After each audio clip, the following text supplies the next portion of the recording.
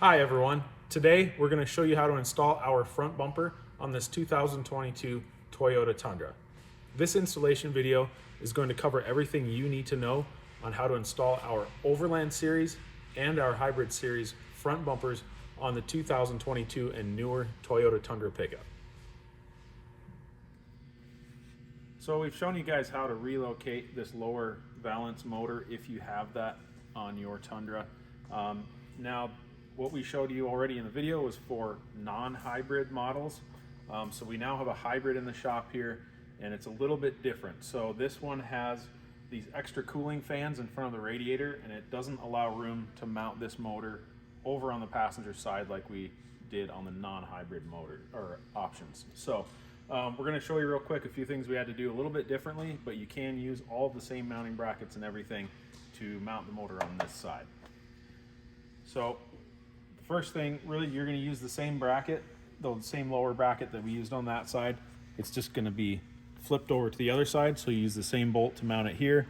Drill your 1/4 inch hole on the bottom, and that mounts exactly the same as it did on this side. It's just flopped over to the other side here. You'll still use your big aluminum spacers in the back and mount your motor to it. And then the same mount on the top here, that long skinny L-shaped piece that goes in the top.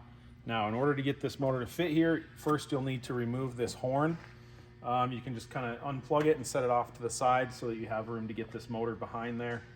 And then once the motor's in place, the horn can get bolted back on in the same position.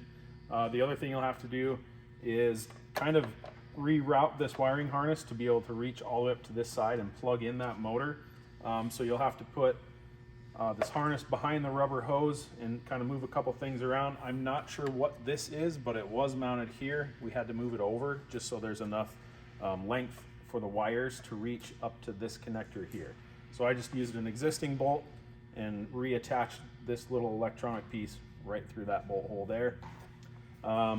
So really the only other thing to watch for is that this AC line, I had to move it just a little bit so that it's not rubbing on this steel bracket right here. I pulled it out just a little bit, so you want to be gentle with that.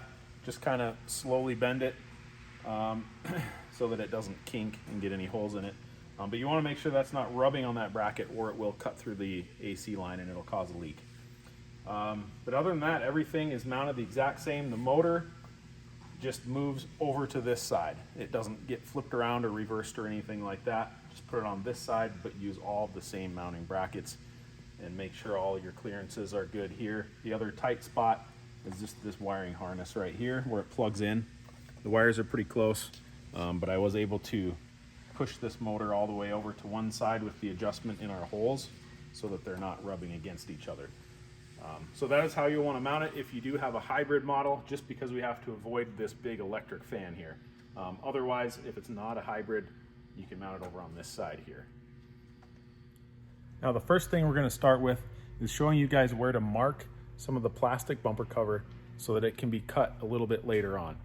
There's only one area on this bumper on each side that's going to need to be cut, and we're going to show you how to do that.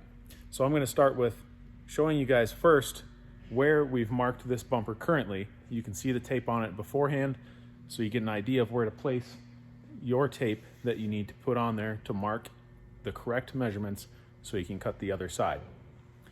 So as you can see here on the driver's side, I already have some masking tape on there, and I'm going to go up close so you guys can see that, where it's lined up to, and then I'm going to go to the other side and show you how to measure and place the tape appropriately so you'll be able to cut in the correct spots later on during this installation video.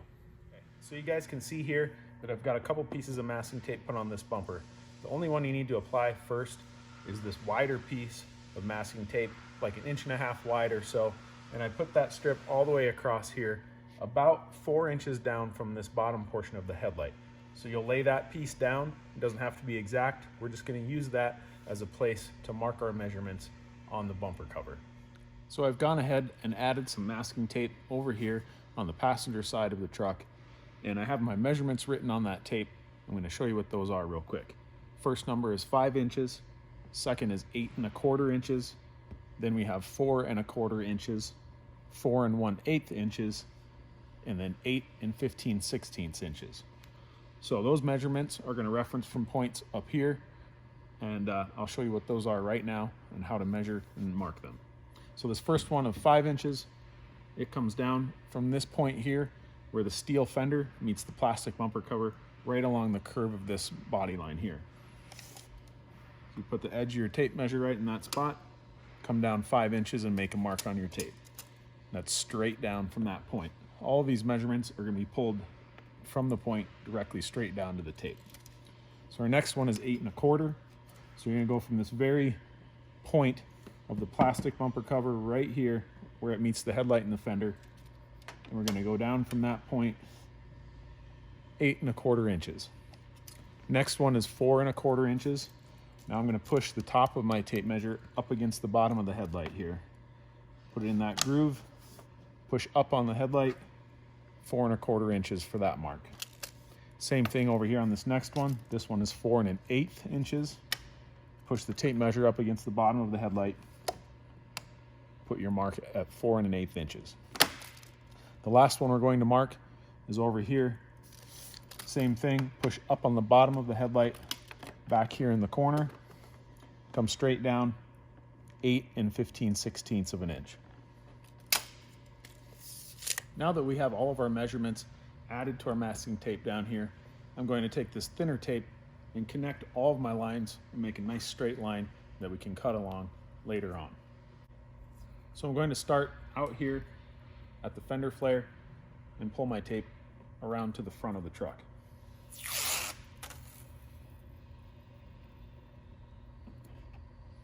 So we want to keep that tape nice and level and straight as possible. Don't get any waves or unevenness in your tape as you're pulling it around the corner.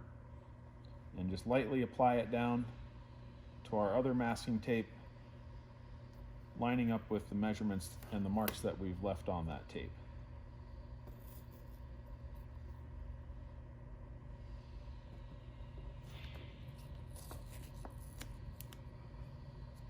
So I'm going to leave just enough to kind of overlap a little bit in this area, and we'll add this little front piece next after we have these two in place.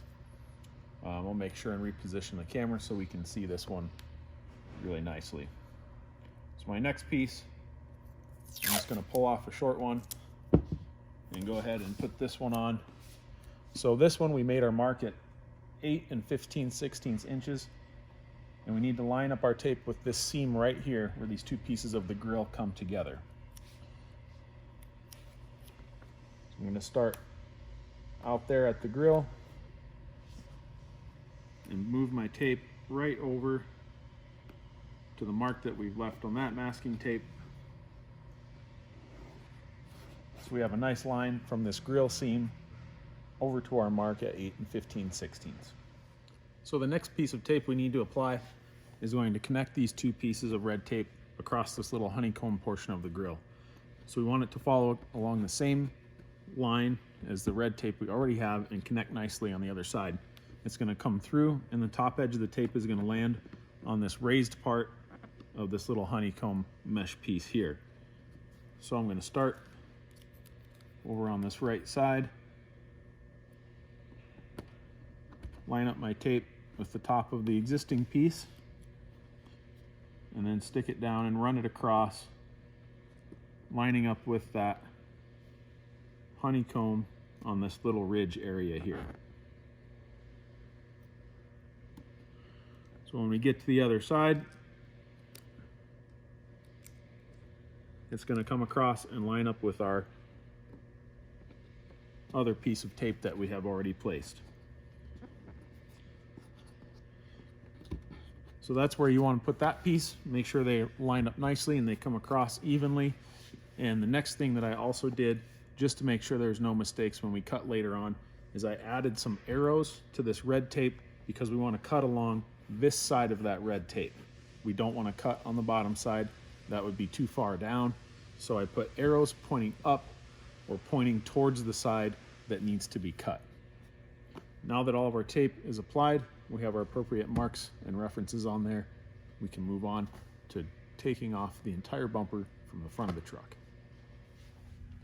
One thing to note, that if your Tundra came with the active air dam up front, You're going to need to remove that before you start to take your bumper off the truck. So there's a big plastic air dam that folds down. It's connected to a motor underneath the bumper there. There's just a few screws that you need to remove to pull that big plastic valance piece off. You'll need to do that first before you start disassembling the front end to take the bumper off. Okay, now we're ready to remove the front bumper assembly and the grill and everything from the front of this truck. So this entire setup is all going to come off in one big piece. The grill, this lower bumper portion, these side panels, all of it comes off in one big piece. There are wiring harnesses and other things attached inside that come with it. And I'm going to go ahead and show you all of the fasteners that need to be removed and the connectors that need to be unplugged for the wiring so that we can pull this piece off the front of the truck. So I'm going to start by showing you everything that needs to be disconnected at the top of the grill. I'm going to start with this plastic plug here. You just need to pop the top of it up and then the plug will come out of the hole. And then we disconnect these electrical connectors. I already had them popped loose so they'd come apart easily. Just pull those two apart.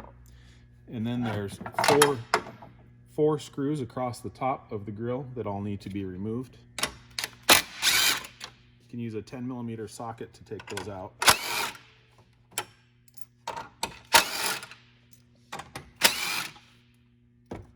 And then on this side, same thing, there's two more electrical plugs. Disconnect those two, and then pop your other plastic plug out as well. So there's some more screws along the fender flare area that need to be removed as well. You use a 10mm socket or wrench. There's one here, and then moving around the outside here, here, here, here, and then more continuing along the bottom. There's 8 more screws total along the bottom, starting right here. 1, 2, and then there's 4 more in the middle here, farther up underneath. So 1 here, here, here, and there, and the rest around the corner are in the same locations on the other side.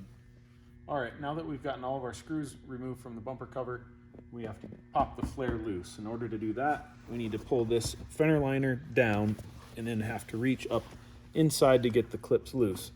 Now we're going to show you, after I get it loose here, how those clips work so you can get inside and do that yourself.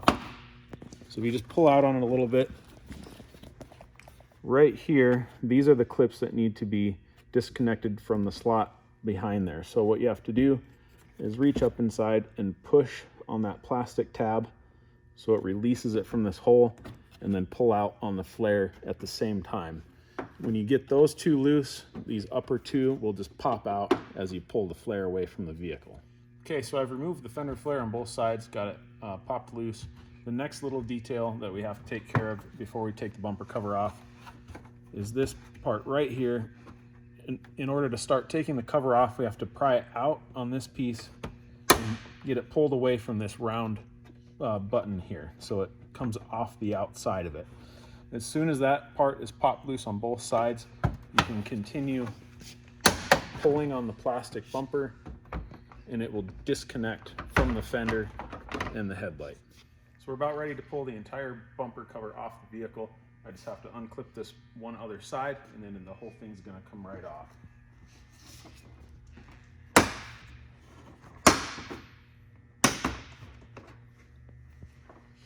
So you want to grab kind of in the center of the grill and pull back, because there are a couple mounts down here that are kind of clipped in. They just are a supporting mount that have to come loose as well.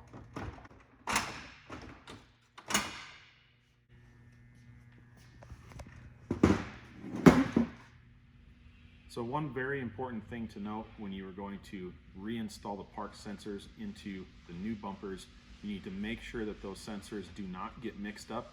They have to go back in the exact same location as the stock bumper, because if they are plugged into the wrong location, they will not work properly.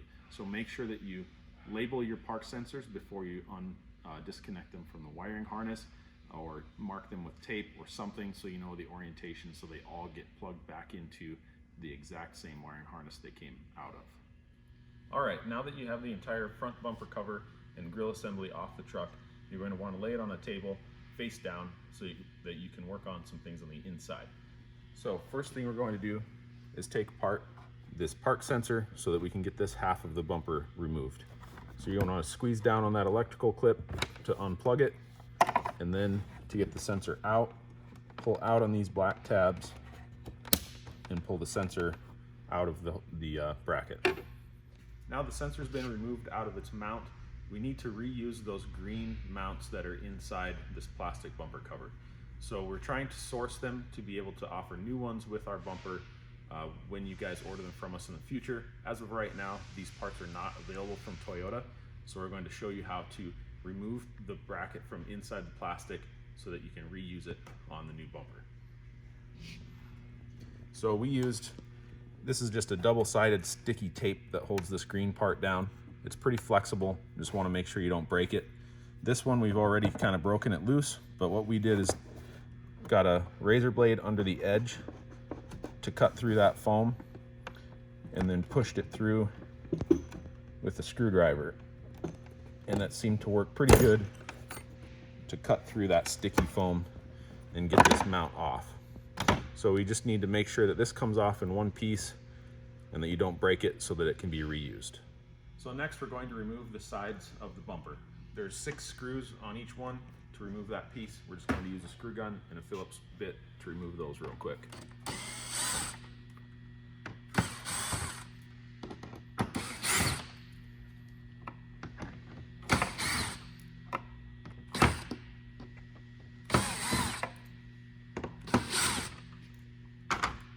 Now this piece will lift directly off. You'll want to take both pieces off and set them aside so that they can be cut later. So we're about ready to cut these plastic bumper pieces, and the first thing we need to do is extend our tape line out a little farther just so that we have a good reference guide when we cut through the plastic. So I'm going to pull off another piece of this thinner red masking tape that I used earlier and just make sure that I extend this tape line nice and straight all the way out to this point so that it can be cut and it has a nice guideline when we cut through there with the grinder. So something like that on both pieces and we'll be ready to cut through. All right, we're ready to go ahead and cut through the plastic on these side panels of the bumper. So earlier on when we put down our red tape, I had you guys make sure that you write some arrows pointing to the side of the tape you need to cut on. So on this particular piece, this is our passenger side piece. I'm going to be cutting on the right hand side of that red tape, and we just use an angle grinder with a 4.5-inch cutoff wheel. It works pretty well for us, but they can get out of control fairly easily. So if you're not experienced with one of these, you might want to use a Dremel tool or something like that that's a little less aggressive so that you don't mess up and cut into something you don't want to cut into. So I'm ready to get my cutting started here. Just a reminder, make sure you're wearing safety equipment, and also you might need someone to help hold this plastic piece in place for you so it doesn't move around while you're cutting.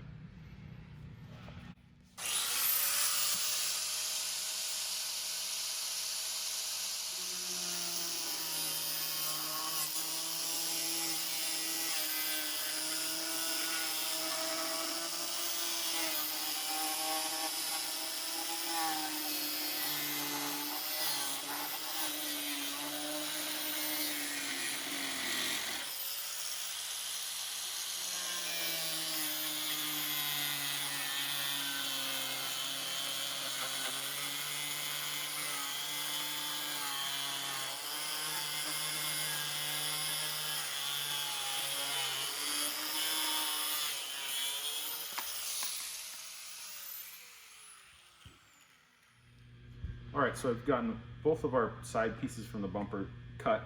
The big piece can be discarded, you'll no longer need that. Just this upper small portion is the only piece that you will need. So you want to finish these by cleaning up the rough edges from the grinder.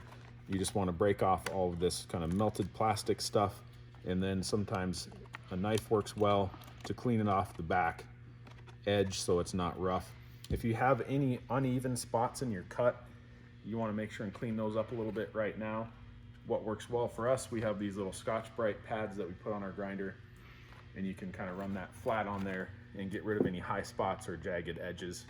So once these are all nice and smooth and cleaned up, you'll be done with these and they'll be ready to reinstall later on. So the next thing we're going to do is go ahead and cut off the fender flares on each side. One thing just to note real quick is that your tape line comes all the way around the corner, nice and square, so you can make a straight cut through here. You want to make sure it's not at an angle or anything goofy. So just follow your tape around so you have a nice flat cut there. And I'm going to go ahead and cut through this real quick.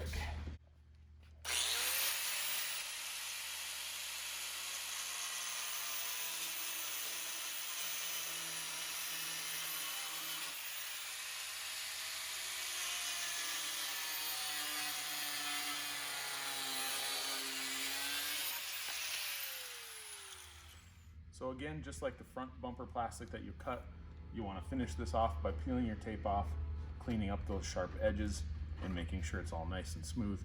Then the flares are all finished up and ready to go. All right, now the next thing we need to do is remove the two middle park sensors using the same method as you did on the outside ones. You want to unplug the sensor, pop it out of its mount, and then scrape the mount off of the plastic bumper so that it can be reused later and put into the new steel bumper. The next thing we're going to do after that is we need to remove these active air dams from the grill assembly. There's 6 bolts that hold that whole setup in there. You're going to use a 10mm socket to remove those bolts. So they are located here, here, here, and then same 3 along the bottom. So 6 total. We are missing 2 of the nuts that go underneath here, so you can't see them in this video, but I'm going to go ahead and remove those, and then you'll have to unplug this wiring connector right here and take the air dam out of the grill assembly.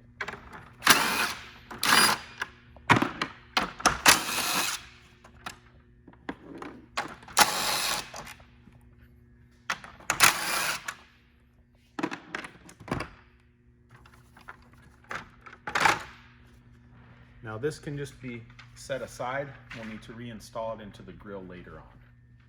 One thing to note after you take the active air dams out of the grill assembly is that these square nuts that fit into the plastic assembly here, they will just slide and fall out of there. So you probably want to remove those, set them aside so you don't lose them. Next thing we're going to move on to is we have to take all of these silver Phillips head screws out from the grill assembly all the way around. And there are 16 screws total. Just going to use our drill and screw gun to go ahead and remove every single one of those silver screws all the way around. Next thing we need to do, now that all those screws have been taken out, we're going to remove this chrome trim piece from the front of the grill. Now there are plastic clips that pop through this assembly, and you need to just push in on the clip to get it to release from this framework back here. Push in on that, and then this will come down. This has been removed many times on ours already, so most of the clips are broken and it just kind of falls off, but you'll want to work your way around disconnecting all those clips and then remove this trim piece and set that aside. Next will be the lower chrome trim pieces that go in front of the grill. Kind of the same process there, but these big pieces, they have like a black tab you have to pull to the side. So you work your way around those, pull those off to the side, and then this piece will come straight down and drop off. You want to remove that piece from both sides. Next up, there are 2 black trim pieces on the front lower portion that need to be removed. I'm going to show you those 2 pieces. So we're going to be taking off this upper one here that says Tundra on it, and then this lower piece after that. So you'll want to lay the grill face down again, and then to get that upper trim piece off, same deal as these side ones, you have to fold back these little black clips along here. Now some of those clips are for the grill and some are for that trim piece that we're removing, but all of them need to be opened up so it can be taken apart. So work your way along there, folding open those plastic pieces, and then this plastic trim cover should come off after you get them all popped loose.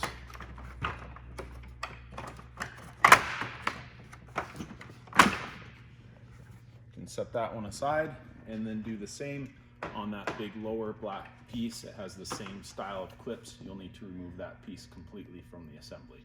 Next up, we're going to remove the wiring harness from the lower portion of this grill assembly.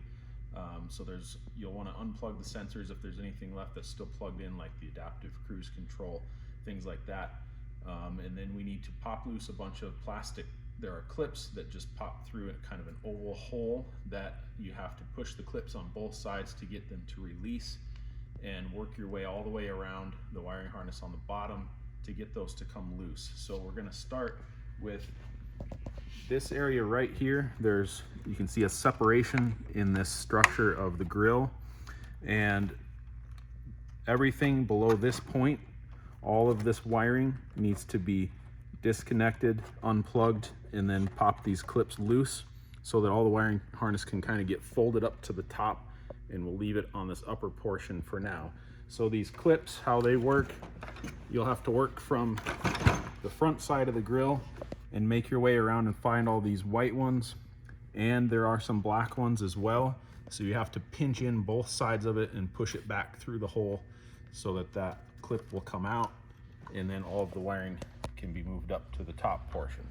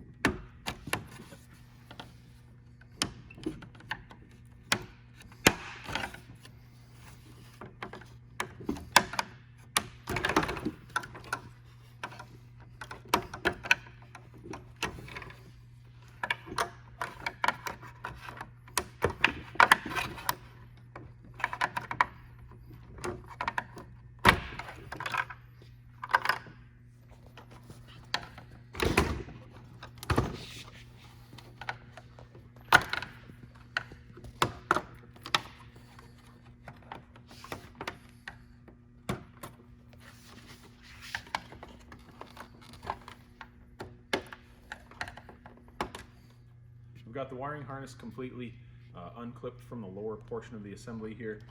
You just want to move it up to the top because it will stay with this upper portion here. Next thing, you want to make sure you disconnect the connector for the front mounted camera as well. Tuck that off to the side, and then we need to take the grill out of what's remaining of our structure here. So these big clips here need to be pushed in, and you'll just work your way around doing that same thing like we did with the rest of the pieces, pushing those clips in along the sides all the way across the bottom, and you'll want to take this grill and completely remove it from the assembly.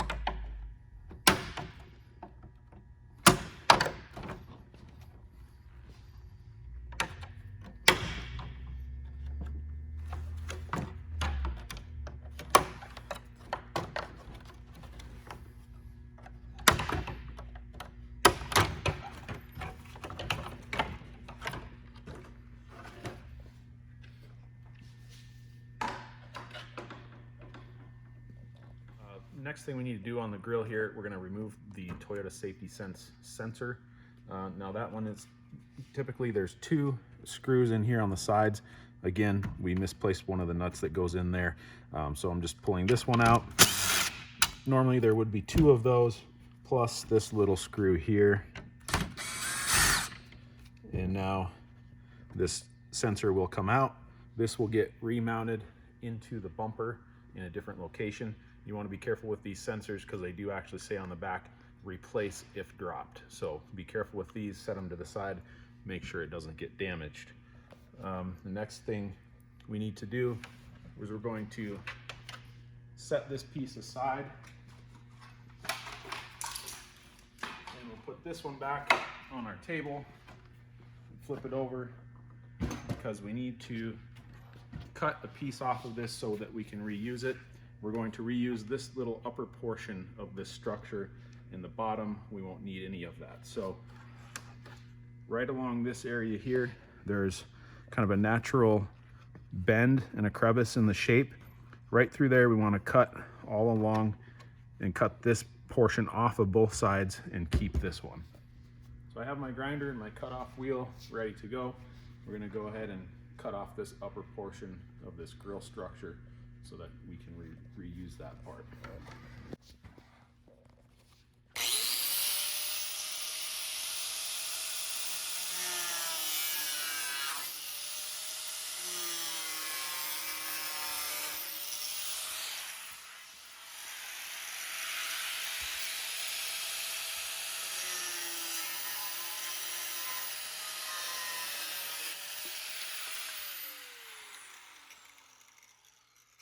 You want to go ahead and cut off that piece from both sides of the grill, clean up the rough edges on it so that we can reattach it to the grill later on. Next thing we need to do is you get your grill back on the table. You'll need to pop off the plastic TSS sensor cover from that grill. It'll get reused in the new bumper. So this cover just has 4 clips on the back, kind of like how the grill goes together. Push in on those tabs. And then this one here, you kind of have to pry it open and then push down on that piece at the same time. Take this cover out. We already drilled our holes in there to reuse it, but we'll show you how to do that later. Just set this aside. So next we have our 2 pieces that we cut off earlier from our lower bumper structure assembly there. We need to put these 2 pieces back onto the grill. So we're gonna go ahead, show you how those clip in. You just kind of want to lift up on this upper structure, line up your clips with the slots here, and clip those in on both sides, and then this piece can push back down into place.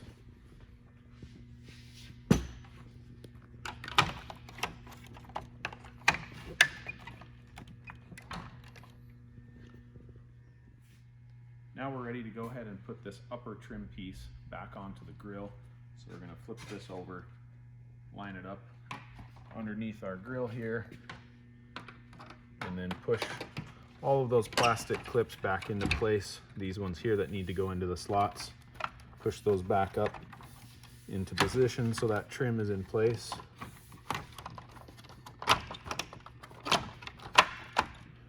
Once that's all lined up, you can go back through and reinstall all of the silver screws that have holes available along the top here. You'll go ahead and put all those screws back in that we removed earlier, and that will hold this trim piece on and hold our lower structure in place all as one assembly.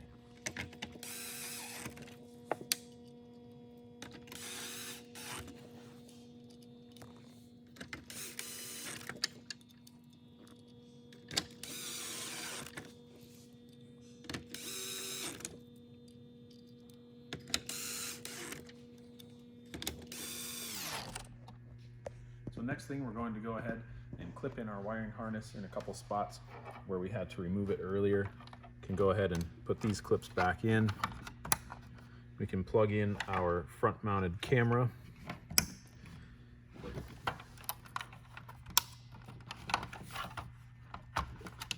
Then the next thing we're going to do is put our active air dams back in. So I replaced these 3 nuts that slide into this grill assembly, and then we're going to put the air dam in place.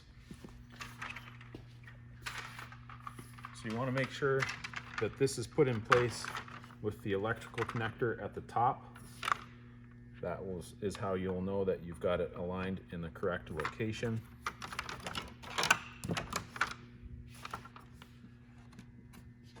And then you'll grab your 3 10mm bolts and reinstall those right now so this assembly is bolted in place.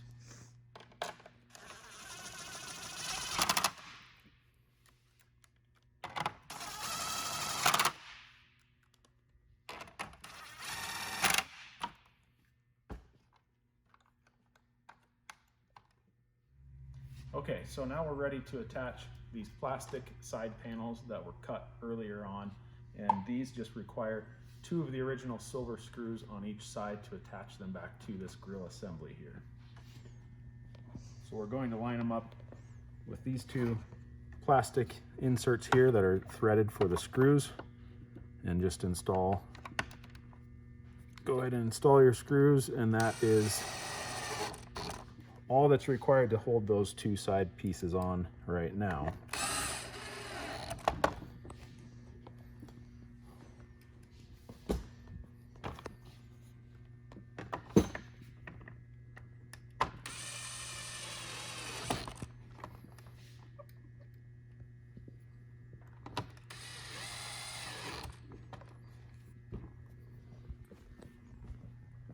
Now that those 2 pieces have been reattached, we can leave this assembly on the workbench.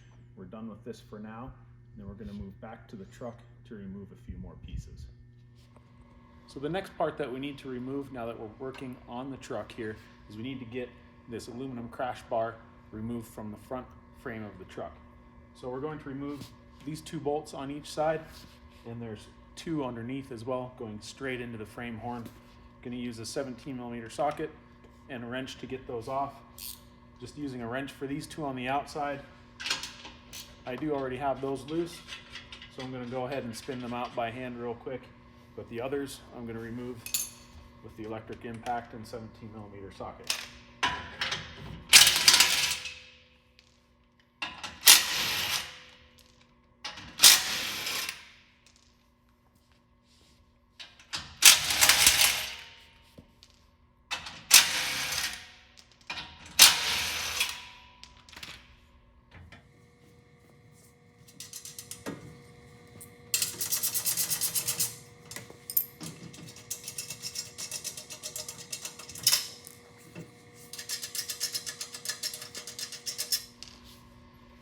Now once all the bolts are out, the crash bar will not fall off. There's a mounting stud that comes through that kind of holds the bar in place. So you just want to pull it straight forward, remove it from the truck. You'll no longer need this piece. You'll want to make sure that you retain all of the bolts that you just removed from that front crash bar. We're going to use all 8 of them to mount the new bumper when it goes on the truck. The next thing we need to remove is this factory skid plate here. Those require a 12mm socket. There's just 4 bolts to remove that skid plate.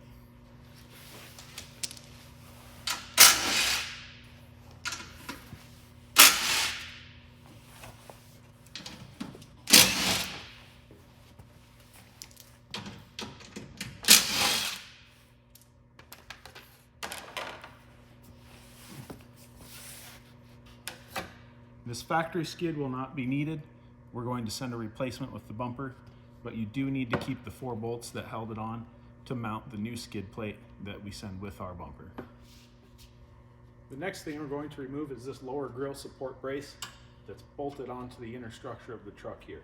There's 4 bolts total. You'll need a 10mm socket to remove those.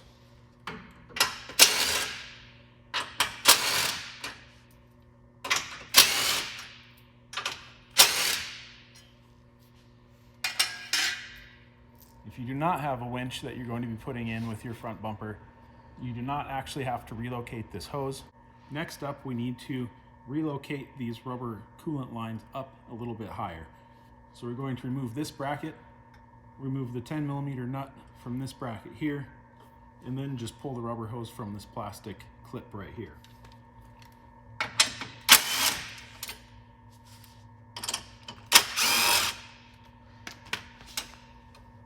This bracket will no longer be used, so you can remove it, and the plastic clip from the rubber hose. We'll no longer need that piece. This portion here, pull it straight out away from this stud, and this will no longer be mounted on that portion either. What we're going to do next is move this hose up above the bracket we just took off of the truck previously.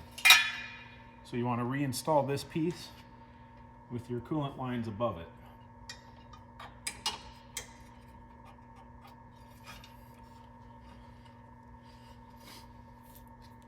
You'll use the 4 bolts that you took out earlier to reinstall this bracket.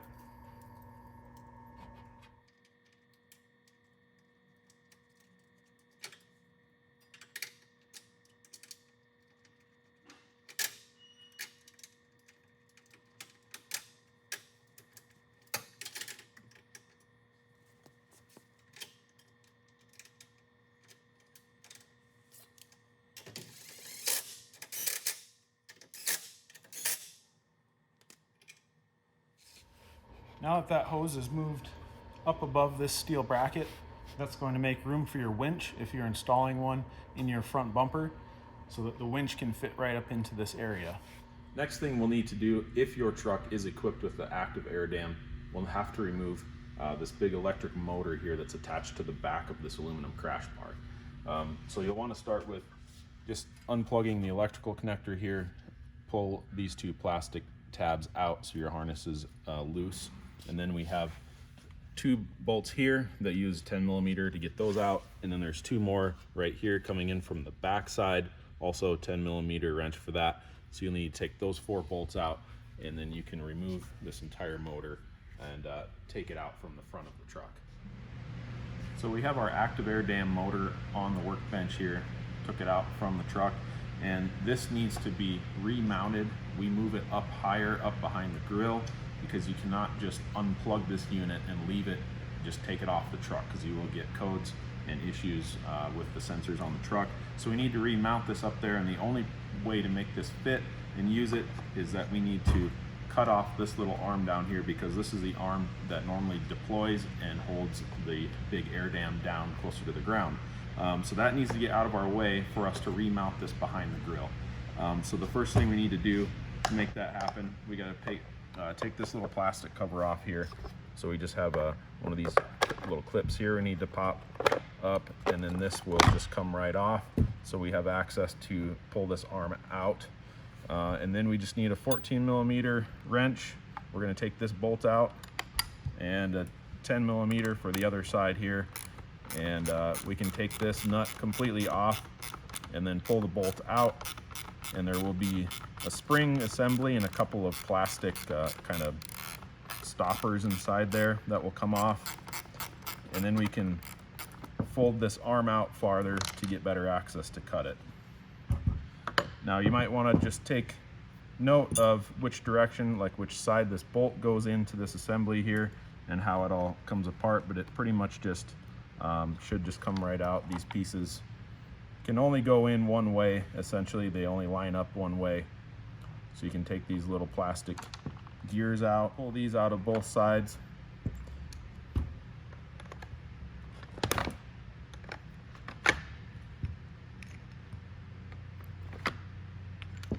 And then this spring is going to fall out of the center there. And now we can pull this arm out, and we're going to go ahead and cut this right along the bottom here, pretty much as far down as you can get close to this round assembly here, so that this will no longer fold down and get in our way. So we're just going to use a cutoff wheel to go ahead and cut through that.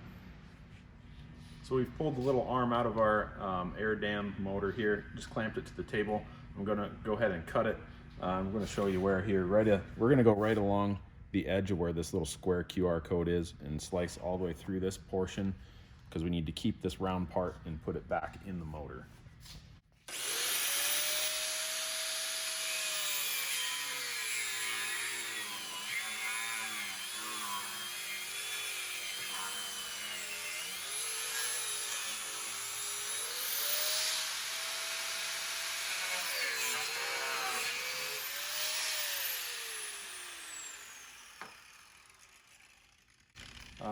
So you could use a Sawzall or a multitude of things to cut through that, but of course a cutoff wheel kind of melts the plastic, can make a little bit of a mess. But whatever you have to cut through that, you can clean up these rough edges if you want to, really not necessary. But once this is cut off, now you can reassemble it back into your motor here. So we have our round piece that we cut off ready to put back into the motor here. So we just need to make sure we align it. There's these thicker plastic fins here, and these two notches, they need to go facing down towards the table here as we have it shown. So we're going to go ahead and put it back inside. You want to make sure that these little locking tabs are on this side of that stopper right there.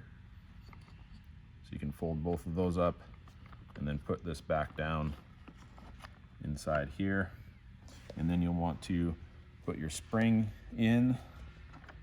It goes in the middle, and then these little white plastic gears go with this smaller portion towards the center, and this bigger ring goes to the outside, and it locks into the black piece that goes in next.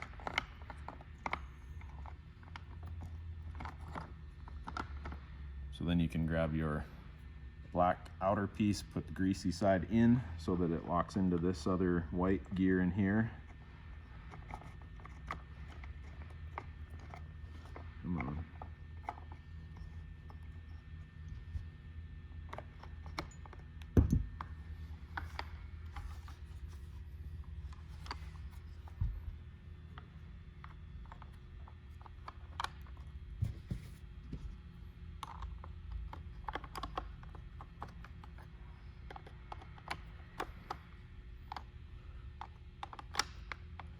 Now you have to get that inner small ring to fit inside the spring in there so that that gear will go all the way in place. And then your outside cap again. And then our bolt goes in from this side all the way through. Washer and nut on the other side. And you'll just tighten that. Basically hand tight, it doesn't get super tight. It'll just kind of compress that spring, and then the threads will stop on there, and it'll be tight enough, and then you can put this plastic cover back on with your plastic clip. So we have our whole motor mounting kit here, the brackets on the table with all the hardware, everything that you need to remount this motor up behind the grill. Also going to need a 1/4-inch drill bit to drill one hole in the front of the inner structure on the truck, and to also open up one of the holes on this. So we're going to start with that first. It's just this one slotted hole right here on the motor. You just need to open it up. It barely takes anything at all. Just kind of run your 1/4-inch drill bit in and out of there a couple times to open that up, so it'll be ready for the 1/4-inch bolt that needs to go through it on the next step. So now we need to get ready to mount this lower bracket that's going to hold our motor in place. We're going to start with removing one of these OE bolts here on the front inner structure, and we're going to go ahead and take that one out. That's a 14mm socket there. Now we're going to align our bracket, put it back on using that factory bolt through this bottom lower corner right here. I'm going to put it through the bracket there, and then thread the bolt back in. And you can go ahead and let that bracket just rest on the inner structure right here. You don't want it sliding down over that kind of on that corner there. Lift it up just enough so it's nice and flat. You can tighten your bolt here. Now we're going to go ahead and drill 1/4-inch hole through this opening right here.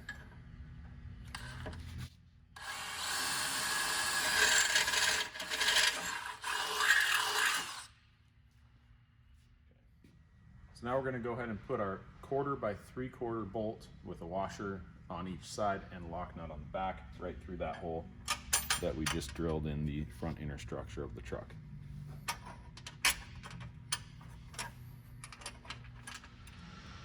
Now that our lower bracket is bolted in place, next we need to move this coolant hose right here. It needs to go behind this bracket so that it can fit behind our motor once we get it mounted up here. So you'll need a 10mm socket to remove a couple of the bolts that hold this bracket and this lower one on. We need, well, I guess we don't have to do that one, just this upper one here. And then there's a nut on this side we need to take off so that these hoses can move a little more freely.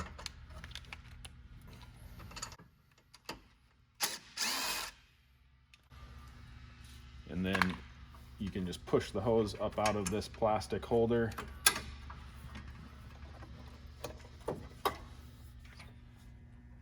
Pull this bracket off of the stud where we just removed that small nut, and then we're going to kind of pull down on it, pull this forward, get the hose behind there. You also want to pull this wiring harness out from there, and then you can put go ahead and put your bolt back into this bracket, tighten that one down in place, and the hose can be clipped back into this holder on this side here. We're going to leave this loose for now because it kind of needs to stretch behind that motor, and that'll give us some room to be able to do that. So we're ready to go ahead and set our motor in place on top of that bracket. It's helpful to have someone hold this motor in place for you because you're going to need to hold these 3/4 inch spacers and the bolts and everything and get it all lined up all at the same time. So we're going to start by kind of pushing back on this hose here. The hose is going to go behind this motor, so we're going to set it down there on top of the bracket and just push it back into place, and then we'll get the rest of our hardware lined up. So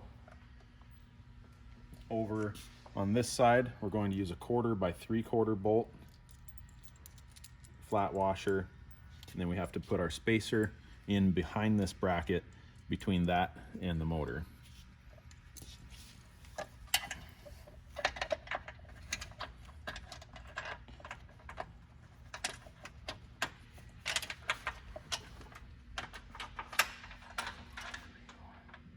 I'll go all the way through the spacer and the back side of the motor, and then you'll do another flat washer and your lock nut on the back there.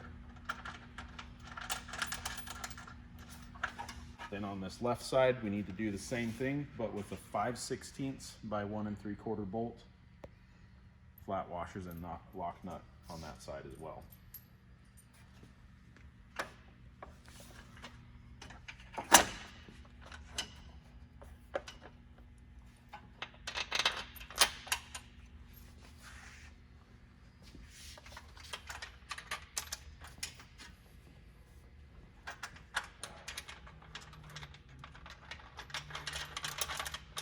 You can leave those bolts loose for now. We need to get our upper bracket aligned and in place next. Next, we're going to go ahead and align our upper mounting bracket for the motor. This can go either way, doesn't matter. It's reversible, I guess. But we just want to put it in so that our tabs are facing that way, and the main part of it is that way. Makes it easier to reach in from the side and get your hardware in there. So we're going to go through the bottom here, and we want to line it up with this large hole on top here. So you'll probably have to kind of push down and back on the motor to get it in there. Line it up with that large hole there, and then we're going to put our 5/16 by 1 bolt with flat washer through the top, and then flat washer and lock nut on the bottom.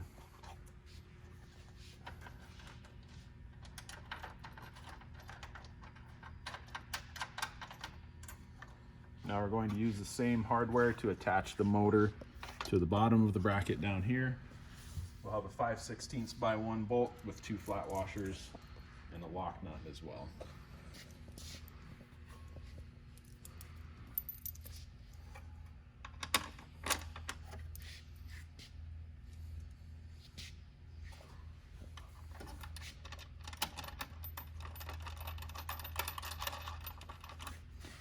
Now that you have everything in place, you want to adjust your motor so that it's nice and level, because there is some play in the holes. You want to get it nice and level so it stays in position right there, and then you can go ahead and tighten down all of your hardware. So a couple things we need to finish up with relocating this motor here. We need to bend this bracket just a little bit here. We're going to push it back to give these radiator hoses a little bit more relief so they're not pushing so hard on the back of the motor there. Now what I'm going to do for that is I just have a crescent wrench that I'm going to put onto the inner structure portion right here, just to kind of help support it so that we can get it to bend in the right place. So I put that on there, and then I just have an extension with a socket on it that I'm going to put over this stud to help it not slip off when I push on it. And I'm just gonna force this bracket back a little ways like that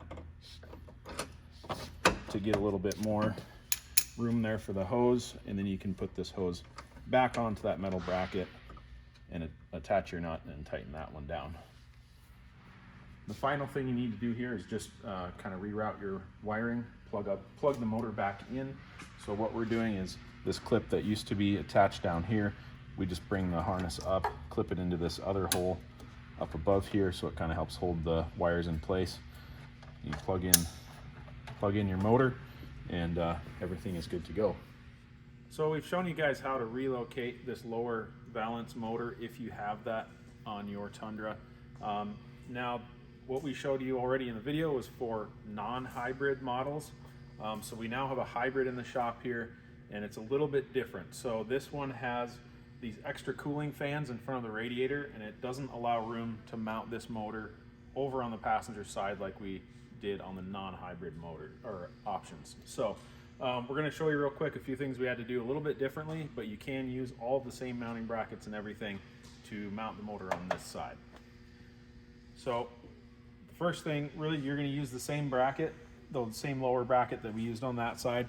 It's just going to be flipped over to the other side, so you use the same bolt to mount it here, drill your 1/4 inch hole on the bottom, and that mounts exactly the same as it did on this side. It's just flopped over to the other side here. You'll still use your big aluminum spacers in the back and mount your motor to it, and then the same mount on the top here, that long skinny L-shaped piece that goes in the top. Now, in order to get this motor to fit here, first you'll need to remove this horn. You can just kind of unplug it and set it off to the side so that you have room to get this motor behind there. And then once the motor's in place, the horn can get bolted back on in the same position. The other thing you'll have to do is kind of reroute this wiring harness to be able to reach all the way up to this side and plug in that motor. So you'll have to put this harness behind the rubber hose and kind of move a couple things around. I'm not sure what this is, but it was mounted here. We had to move it over just so there's enough length for the wires to reach up to this connector here. So I just used an existing bolt and reattached this little electronic piece right through that bolt hole there. So really the only other thing to watch for is that this AC line, I had to move it just a little bit so that it's not rubbing on this steel bracket right here. I pulled it out just a little bit, so you want to be gentle with that. Just kind of slowly bend it so that it doesn't kink and get any holes in it. But you want to make sure that's not rubbing on that bracket, or it will cut through the AC line and it'll cause a leak. But other than that, everything is mounted the exact same. The motor just moves over to this side. It doesn't get flipped around or reversed or anything like that. Just put it on this side, but use all the same mounting brackets and make sure all your clearances are good here. The other tight spot is just this wiring harness right here where it plugs in. The wires are pretty close, but I was able to push this motor all the way over to one side with the adjustment in our holes so that they're not rubbing against each other. So that is how you want to mount it if you do have a hybrid model, just because we have to avoid this big electric fan here. Otherwise, if it's not a hybrid, you can mount it over on this side here. So next we need to go ahead and install these little radiator guards. These are guards to protect the 2 radiators on the front of the truck that are for the turbo coolant system. So we have this one here is for the driver's side. It's a little bit smaller one. This one goes on the passenger side. You can see it has this extra piece on the bottom here. That is to protect, there's an electric water pump hanging off the bottom of the radiator on that passenger side. So this is going to help cover that water pump. So we need to go ahead and get these put on next. These 2 pieces just come with 4 5/16 flat washers. That's all you need, and we're going to reuse the original hardware to mount those to the truck. So we're going to install the driver's side guard first. We just need to remove this one inner screw here on this inside corner of the radiator. That one takes a 10mm socket, and then we need to remove this bolt right out here on the corner. That one takes a 12mm.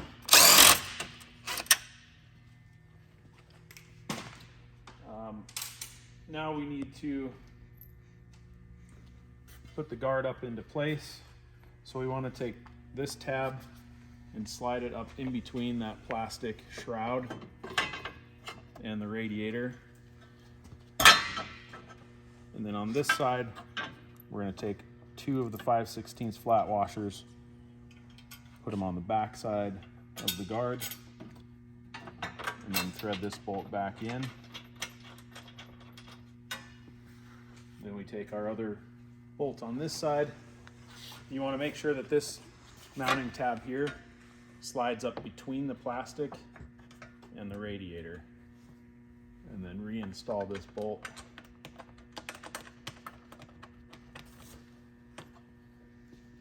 And tighten those down.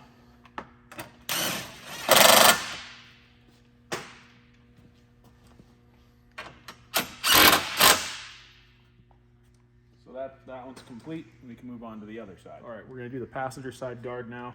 Basically the same process. Remove that inner bolt. The outer one here. You want to make sure this ear again goes up in between this shroud and the radiator. So we're going to slide it in between. And then we'll put our 2 washers behind that tab.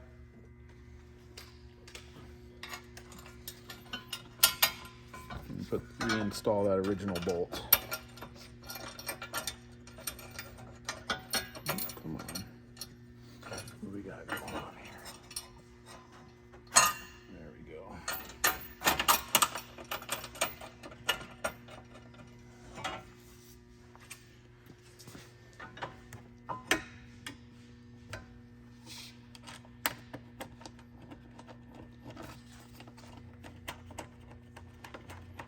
So we just reinstall that original hardware, tighten down the bolts.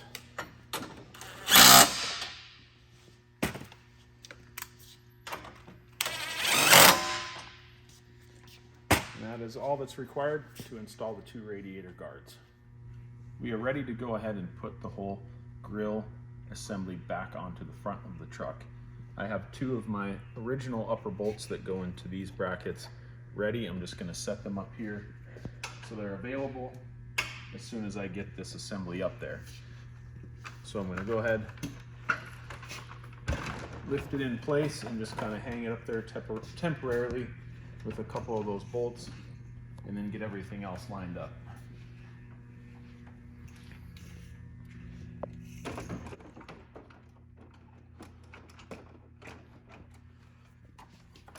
So I've lined up these upper brackets with the mounting plates here. I'm going to get 2 of these bolts started just to hold the whole front end so it doesn't fall off of the truck. Then I'm going to come around to the sides here and get this plastic piece tucked in behind the fender flare. So you need to pull this out a little bit, get the plastic behind, and then it can be snapped back into place. When you're doing that, you want to make sure that this piece here with this round hole goes all the way over this threaded screw area here. Make sure it clips all the way around that piece and snap it in place. Then you can line up your fender flare and push the plastic clips back into position.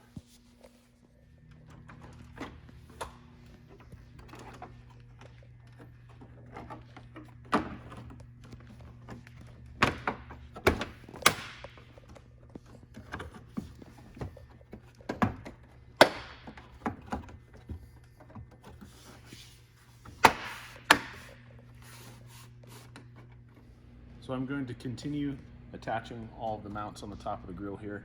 I have my other 2 bolts that I'm going to get started in these holes. And then I'm also going to put in these plastic clips that were removed earlier. Go down into this hole here, push them all the way in, and push the top down on the clip.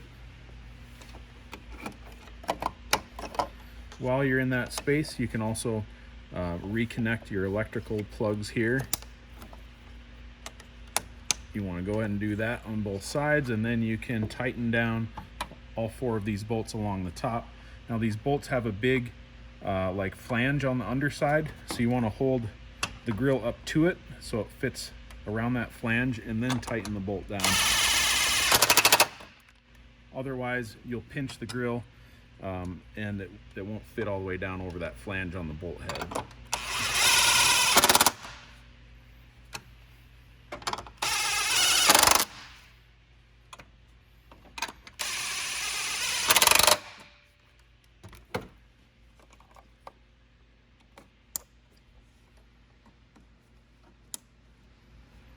Next thing we're going to do is install these L-shaped brackets that are provided with the bumper. These are going to help support the lower bottom portion of the active air dams and hold them in place on the front of the truck. So we're going to use the supplied 3/8 bolts, flat washers, nuts, and lock washers to install these. And just a couple things to note when installing these. Now that we've got this whole assembly back on the front of the truck, we want to make sure that this is the active air dam right here. We just want to make sure that this piece goes behind this mounting bracket. Sometimes it will get caught on the front like that, and we want to make sure it's pushed all the way behind it so it doesn't get jammed on there. The other thing to pay attention to is we just want to leave this wiring harness hanging down for now. Make sure it's not pinched anywhere before you put these brackets on, and make sure the wiring harness is in front of these brackets. So we're going to go ahead and mount it right to this frame horn here with a bolt and washer from the bottom, and a flat washer, lock washer, and nut on top of that. And then same thing on the upper portion, flat washer, and then a washer and a nut. Flat washer, lock washer, and nut on the back side.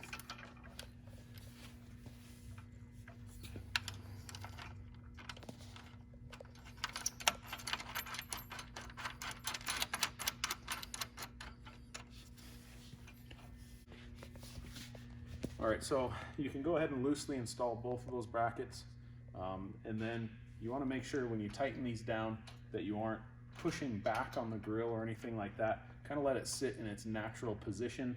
Otherwise the grill will be too far back and there will be a large gap between the grill and the bumper. Just kind of let it sit where it wants to be, and then go ahead and tighten these bolts down using 9/16 wrench or socket. One last thing for the grill assembly here. The grill does stay in place pretty well now that it's screwed back to the outside pieces here. But if you're concerned at all about any movement in the center of the grill, you can add a couple cable ties just to attach the grill down below here. So if you would like to do that, we usually run them through this opening here, underneath the air dam system, and then around this metal bracket down here. You don't want to over tighten those. It doesn't take much, just a little bit of pressure on there will help the grill not move around or move forward at all.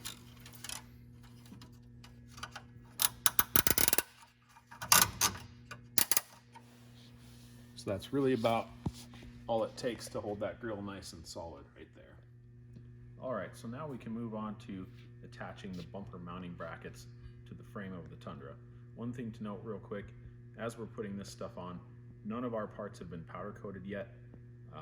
You will want to make sure that your parts are painted or powder coated before you install them on the vehicle. Any of the accessory, the little L brackets that we just put on before, or these mounting plates, or any other brackets and parts that come with the bumper, you want to make sure they're all coated before they get installed, or they will rust very quickly. So these brackets are going to install with the 8 original bolts that came off the frame when we took the aluminum crash bar off the front. We have provided 4 metric nuts to go on 4 of these bolts. The other 4 holes have nuts welded in place on the frame already. And then we've provided 8 flat washers that are going to go with these bolts through the front of the bracket when you install them onto the frame. So these brackets are not interchangeable. There is a left and a right side. So as you can see, there's a slope to the front. That slope needs to match the front of the frame horn on the Tundra, because those mounting plates on the Tundra are set at an angle on the front of the truck. So you want to make sure that this plate on the outside is nice and parallel with the truck, and this angle meets the frame horn on the front of the truck. So I'm going to grab a couple bolts and washers here and go ahead and get this one set in place. Of course, you want to make sure your wiring harness is out of the way so you don't pinch anything there. This stud will kind of help hold the bracket in place while you get your hardware ready.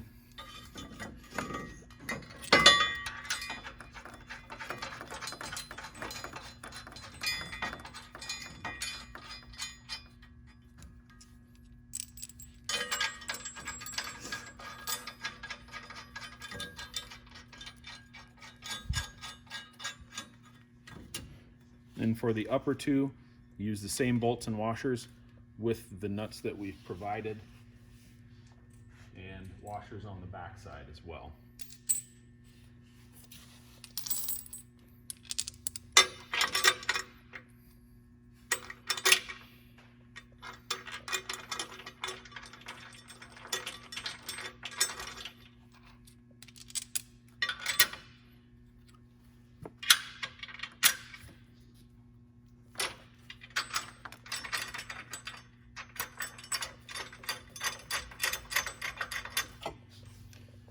You'll want to leave all of this hardware just loose enough so that this frame plate is adjustable.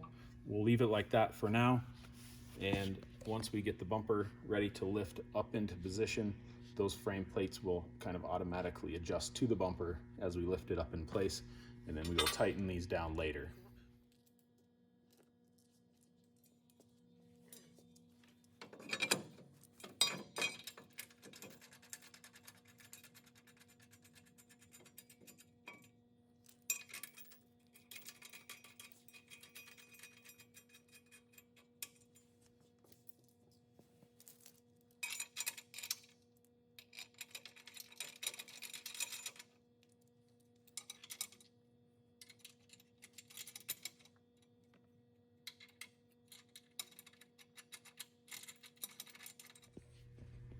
Now we're ready to start working on prepping the front bumper to go onto the truck. So we need to get our sensors and other items installed into the bumper. The first thing we're going to start with, if your Tundra is equipped, is installing the TSS sensor into our relocation bracket that will mount inside the new bumper. We're going to use the supplied 1/4-inch hardware to mount the sensor into the relocation bracket. So you want the front of the sensor facing out the same direction as these little tabs are facing. So we want to put the sensor through in this direction. First, we're going to put 2 1/4-inch bolts with a flat washer from the back of the sensor, and then we need to put 2 washers on each one to space the sensor appropriately against the bracket. Then put the sensor into the bracket,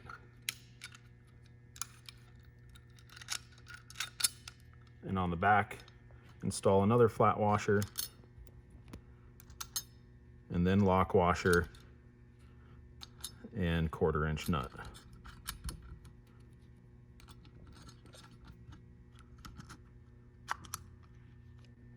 You just want to make sure that your sensor is centered within that window, and then you can go ahead and tighten down your hardware. This bracket here is reversible. It can go either way. This little tab here that's on the sensor, this is the top of the sensor, but it doesn't matter which way it's installed into this bracket because it works the same either direction.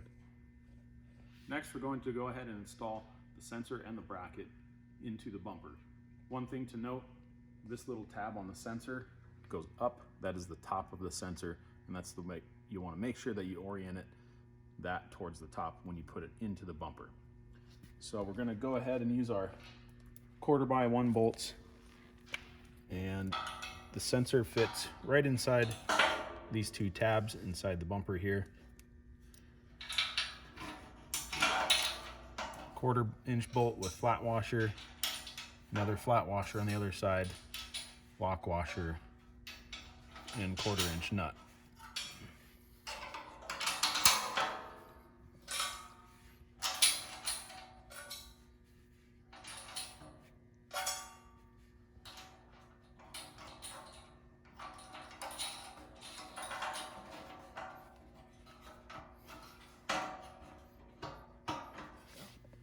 So before you tighten down your hardware, you'll want to make sure you adjust the sensor properly so that it works well and sees through the window in the bumper. So what we found the best way that works is to make this sensor bracket, put it on the same plane as this plane of the back of the bumper mounting bracket. So you want this angle to be the same as this one when you're setting up this mount. So if your bumper is sitting at 90 degrees and this is 90 degrees, you'll want this plate also at 90 degrees. And then you'll just want to even it out so it's in the same distance on both sides so the sensor isn't crooked. Make sure it's nice and square. Once your angle matches this angle, then you can go ahead and tighten down your hardware and your sensor is all installed and ready to go. Now we need to prep our TSS sensor plastic cover to go into the front bumper. This is the cover that was removed from the grill assembly earlier on in the installation video.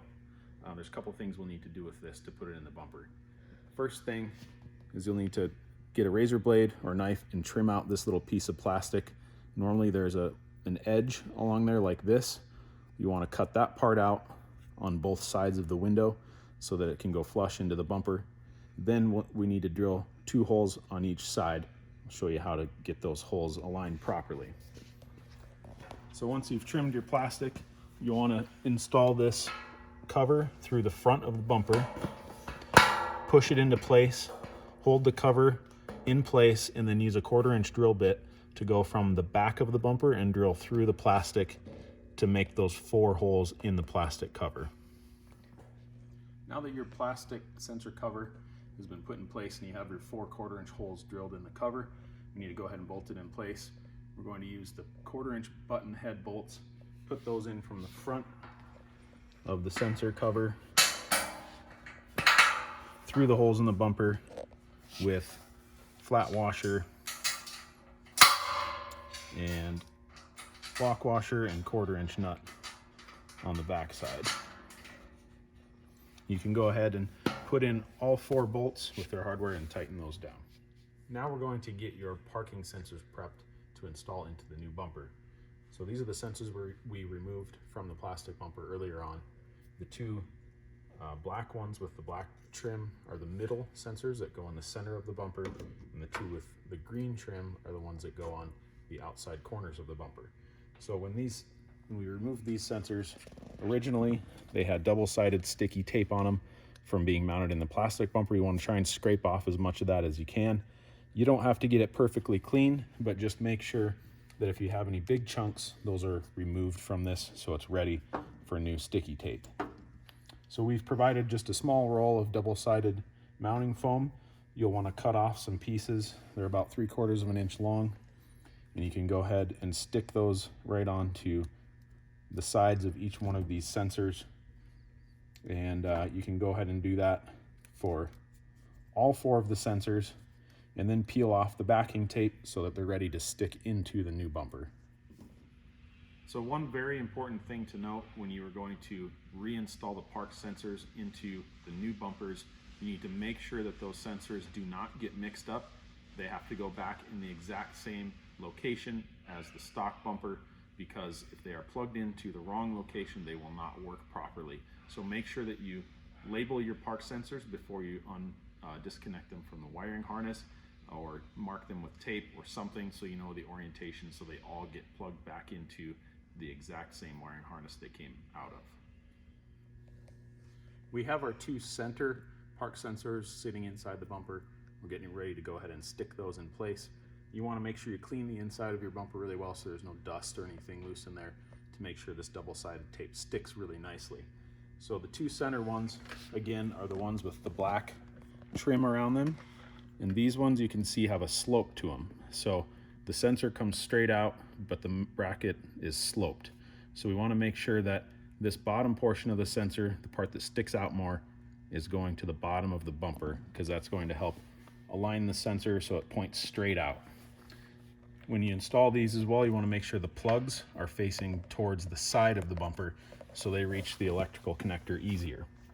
So you just want to make sure this round portion is aligned in the center of your hole, and you can go ahead and get it in there. Make sure it's also level, that you're not twisted and off at all. and then you can go ahead and stick your double-sided tape down real good on the inside of the bumper.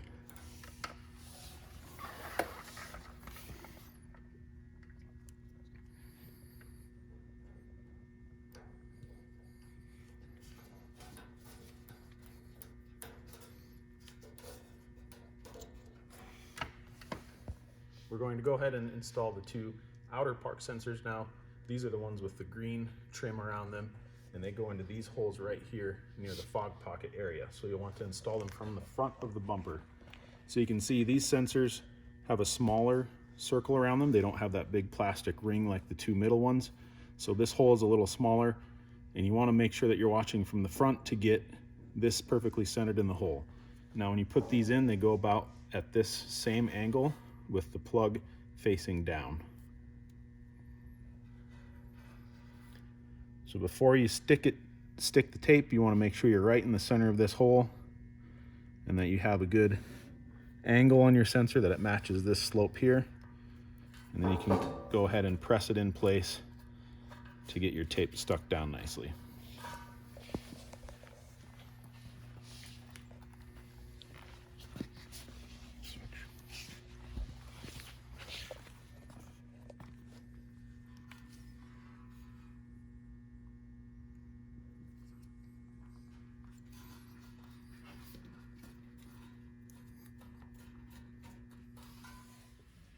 So when you're getting ready to install your light bar into your front bumper, you're going to need to use the brackets that we send with your bumper in order to align the light bar properly inside the bumper. So these brackets do have a left and a right side. You'll want to make sure that you mount them with this flat side facing the front of the bracket, because you want, when it's installed, you want that bracket to be nice and flush with the front of the light. If you put them on the wrong way, you can see how they'd be sticking out in front of the light. We do not want it to be like that. So make sure it's nice and flush out front. You want to install your mounting bolt into this tab first before it goes onto the light bar, and then put the tab in place and use the supplied bolt that comes with the light bar to hold the tab onto the light. And that's how it should look when the light bar is ready to put into the bumper. So our light bar is ready to go into the bumper. I'm going to show you how that lines up real quick. So you want to make sure your bolts are already in the tabs like we showed earlier. Set it in here, and you'll kind of lean your light bar back a little bit. Drop the bolts into the mounting tabs, and then use the provided washer and nut from Baja Designs to go ahead and mount your light bar.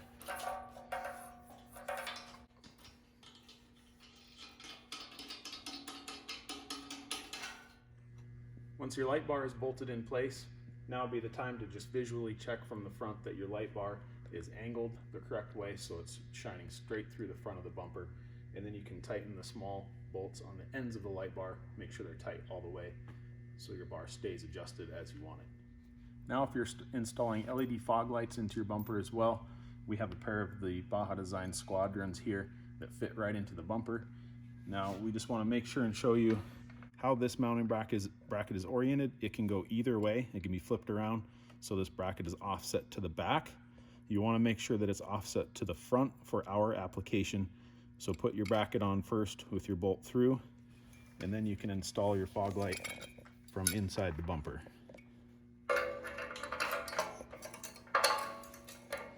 Put your mounting, your 3/8 nut on the bottom, and then our fog pockets are a little bit larger than the light, and they're designed that way so that you can adjust this light as you want it to point out from your vehicle, and you can also slide it over and adjust it more straight ahead, whichever way is preferred for you, and then you can go ahead and tighten your hardware.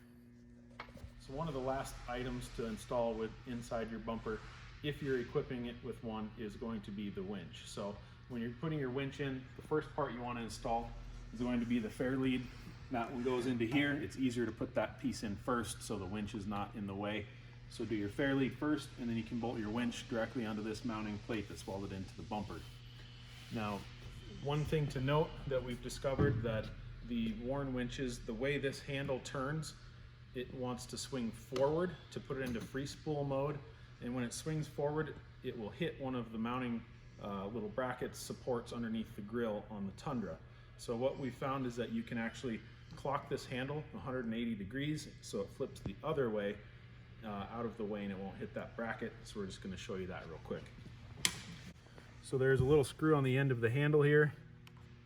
You just need to spin that screw out and the handle will pop off, and then you can clock the handle the other direction and screw it back on because it is threaded on both sides. So there's threads here. All you have to do is flip this handle around, and there's threads on the opposite side as well. Align your handle and then tighten the screw again. Now when you need to put it into free spool mode, the lever will swing back out of the way and won't collide with the bracket behind the grill. One final thing to note before you get your bumper in position ready to go on the truck, you'll want to run your wiring harnesses for lights, light bar, things like that ahead of time so that you have your plugs hanging out ready to be connected, along with this whole wiring harness up front for all the park sensors and everything else. So run your harnesses for that if you need to. And the other thing to note, as the bumper is getting installed and going in place, you want to make sure that all of these wires do not get caught in this pinch point. The bumper will be lifting straight up onto this mounting plate on both sides.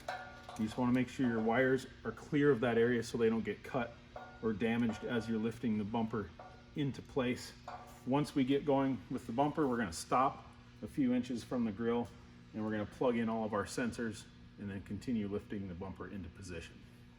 Okay, we have our bumper in position. We're getting ready to lift it up onto the truck. We're using a floor jack to kind of balance the bumper on, which helps a lot if you have the extra weight of a winch in there as well. So Wes is helping us balance the bumper in place, and we're going to start lifting it up. But first, we need to get some of our sensors and stuff plugged in. So we're up close enough just to get things fed through where they need to be. This is our outside park sensor. There's a hole inside here, a slotted hole that plug can go through. And it does not actually have to be plugged in yet. You can plug that in after the bumper's in place or do it now. Either way, it needs to plug into this park sensor here. The next park sensor, this one right here, will have to get plugged in over in this spot. Come on. And then our next one, let's roll this forward just a little bit. Get a little closer. Roll the jack. Oh, okay. There we go. Good. It barely reaches. Then our next park sensor, it needs to be plugged in over here. That one is this one right here. So plug in your other center park sensor and then feed through your outside park sensor through the slotted hole on this side.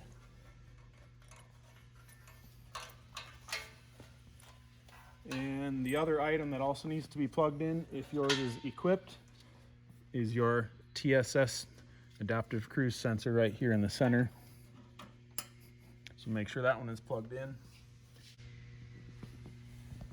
And now we're ready to start lifting the bumper into place. Again, just make sure you don't pinch or cut any of your wires as you're lifting it up into position.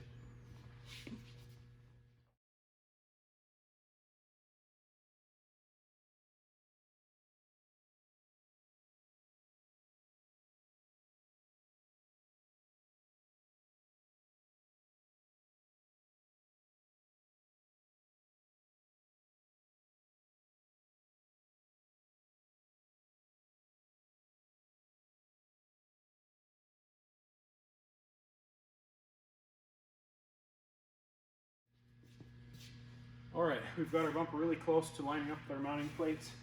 We've provided 8 1/2 by 1.5 bolts with flat washers and flange nuts to go on the inside. You'll use those bolts to attach your bumper to the mounting brackets. So we're going to put the bolt in from the outside with a large 1/2 inch flat washer, and then another flat washer and the flange nut on the inside. Right now we're just going to put in a couple on each side just to kind of hold the bumper in place so that we can remove our jack.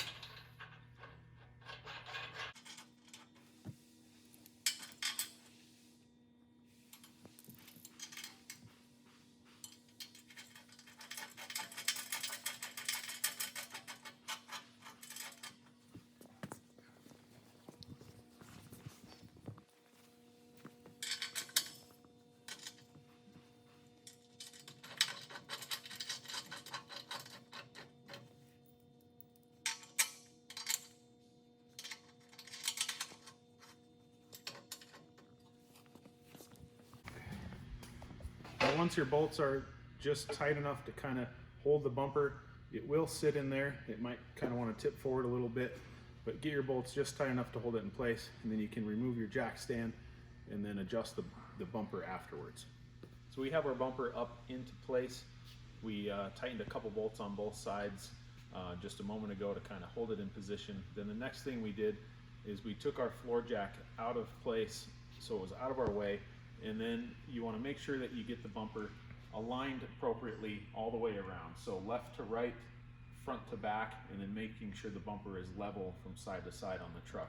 So the main thing this bumper likes to do is it kind of wants to tip forward.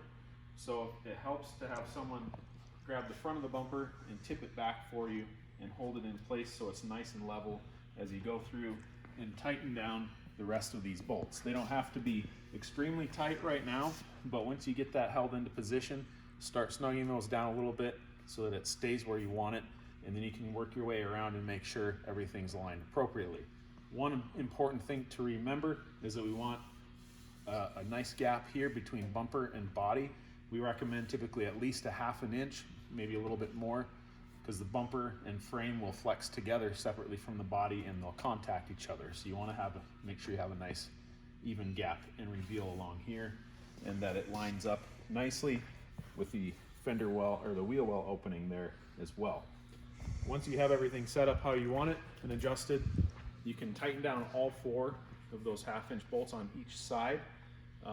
Those can be tightened to 85 foot-pounds.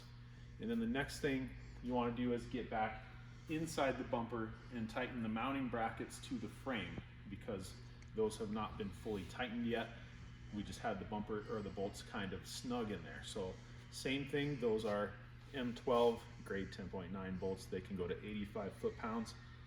It is a little tricky to get a torque wrench in there. It may not fit in most places.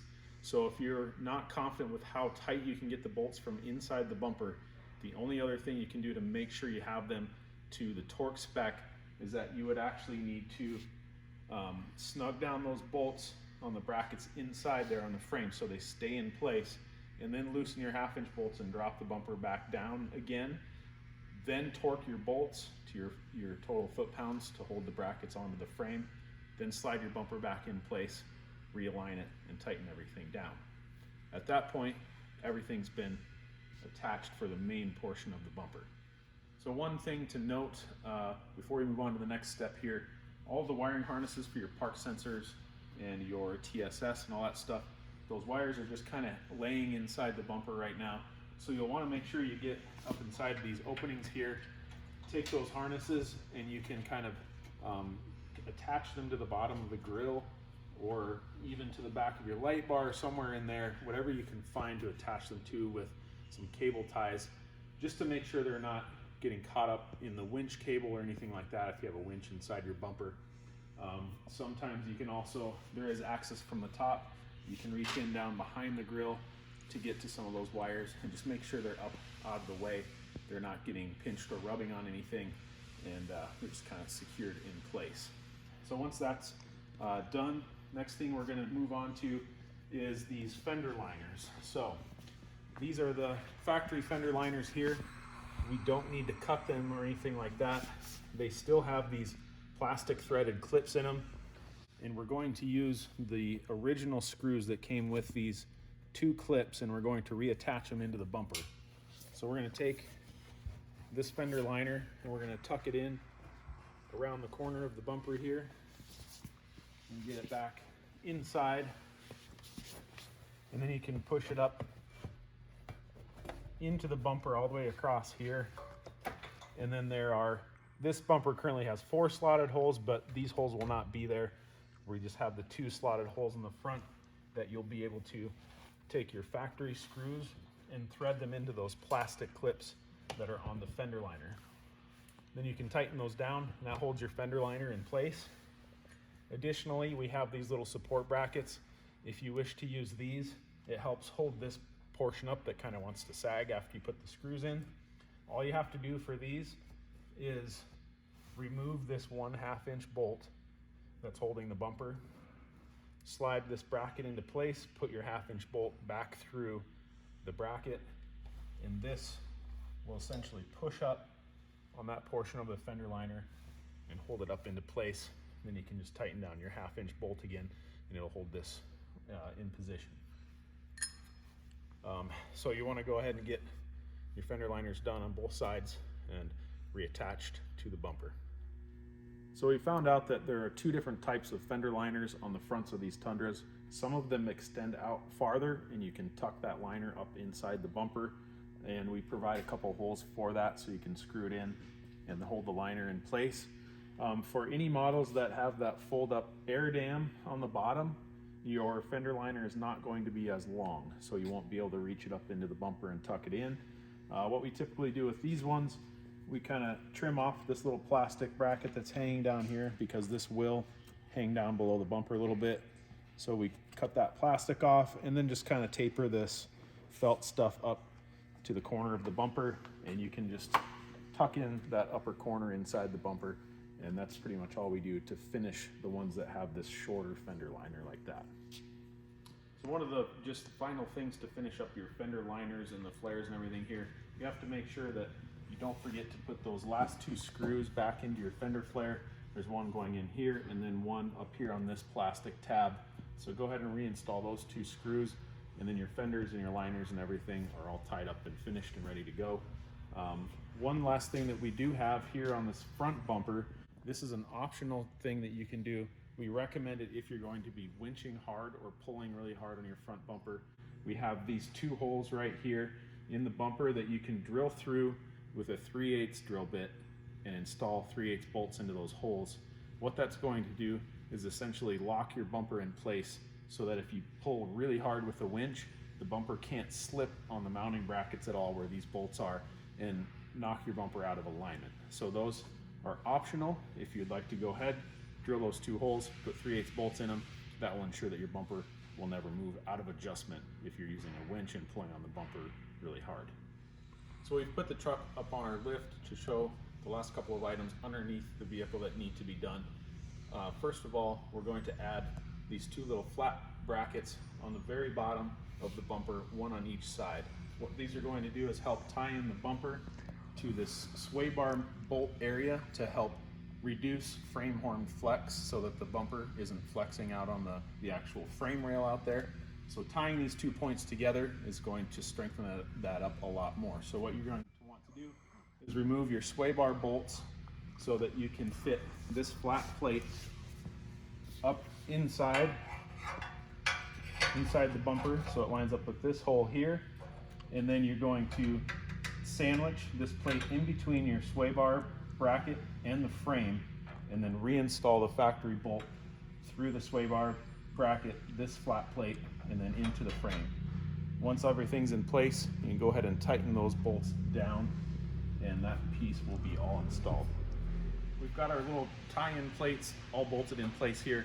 We just wanted to show you real quickly how they line up so you can make sure you've got those in the correct position.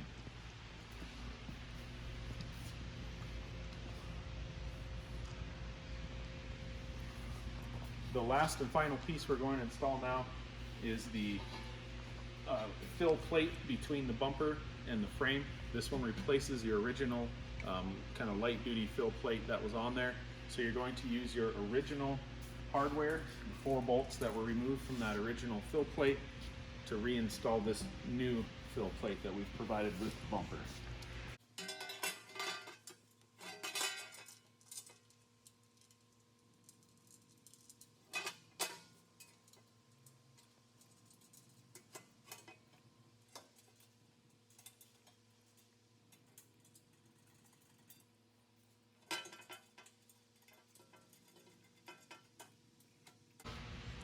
Once you have that skid in position and aligned properly, use a 12mm socket to go ahead and tighten those bolts down.